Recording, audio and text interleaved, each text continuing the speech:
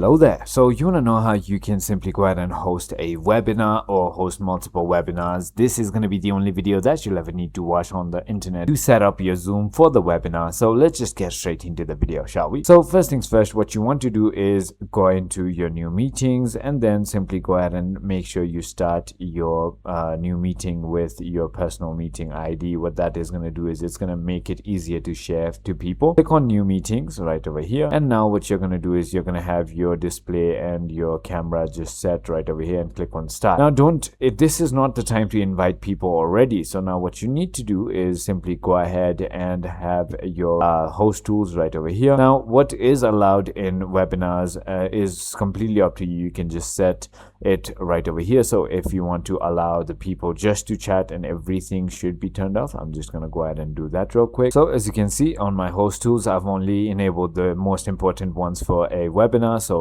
they can go ahead and chat on the chat. They can collaborate with Zoom apps right here, and then they can request to record to the computer. They can't unmute themselves, so only you can unmute them when they raise their hand. And that is about it. Now you can just host it whenever, or even if you want to go ahead and schedule this, what you need to do is simply go ahead and end this exact meeting and then go to schedule. And now you can again do the same thing right here. Just make a time, go ahead and have all the invitees, make sure it is on a personal meeting ID. You can also set a custom meeting security password. You can also have end-to-end encryption if you want to. You can also simply go ahead into advanced and then go right over here, mute participants upon entry and other things right over here. You can also click on more options and then go completely in fast like I did.